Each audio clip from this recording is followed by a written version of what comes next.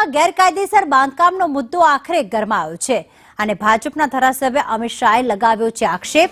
જમાલપુરમાં અસામાજિક તત્વોનો ત્રાસ છે તેવું અમિત શાહે નિવેદન કર્યું છે। મારા ઘરે આવી જમાલપુરના રહીશોએ કહ્યું હતું, સ્થાનિક ધારાસભ્ય લોકોની મદદ કરતા જ નથી તેવું અમિત શાહે સીધો આક્ષેપ કર્યો, જેથી મેં પત્ર લખીને પાલિકાને જાણ કરી હતી। સાથે જ અમિત શાહે પણ કહ્યું કે આવા ગેરકાયદેસર બાંધકામ નહીં ચલાવી લેવાય। જમાલપુરના ધારાસભ્ય ઇમરાન ખેડાવાલાએ પણ નિવેદન આપ્યું છે આ મુદ્દે અને કહ્યું છે કે મધ્ય ઝોનમાં પણ ગેરકાયદેસર બાંધકામ દૂર થવા જ જોઈએ। હેરિટેજ બિલ્ડિંગ તોડી પાડવા અનેક રજૂઆતો આવી છે, મેં પણ પત્ર લખીને એએમસીને જાણ કરી જ છે। સ્કૂલના બાંધકામવાળી જગ્યા મસ્જિદ ટ્રસ્ટની છે, એએમસી ભાડાથી સ્કૂલ ચલાવતી હતી તેવું ઇમરાન ખેડાવાલાએ નિવેદન કર્યું છે। સાથે એવું પણ કહ્યું કે અમદાવાદ મ્યુનિસિપલ કોર્પોરેશનના અધિકારીઓ તપાસ કરે।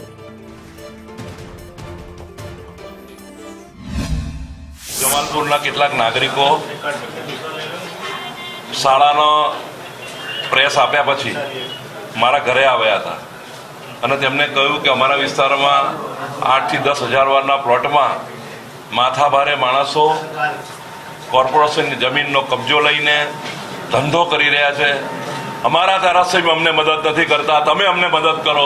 એટલે હું મ્યુનિસિપલ કમિશનર પાસે જઈને મેં આ ગેરકાયદેસર બાંધકામો કોર્પોરેશનની 200 કરોડની પ્રોપર્ટી જો કોઈ દબાઈને બેઠું હોય તો ચૂપચાપ ના બેસી રહેવાય।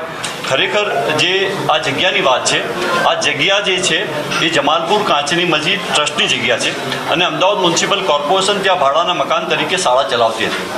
એ ઘણા સમયથી ત્યાં શાળા બંધ હતી અને કોર્પોરેશન તરફથી એને પછી ડિમોલેશન કરવામાં આવ્યું અને અત્યારે જ્યાં દુકાનો છે એ દુકાનો મસ્જિદ ટ્રસ્ટની દુકાનો છે। એમના પાસે ડોક્યુમેન્ટ છે, એના જે પુરાવા છે એ મ્યુનિસિપલ કમિશનરશ્રીને તપાસવા જોઈએ અને જે કાર્યવાહી કરવાની થાય તો ચોક્કસ અમદાવાદ મ્યુનિસિપલ કોર્પોરેશન પાસે સત્તા છે એમને કરવી જોઈએ।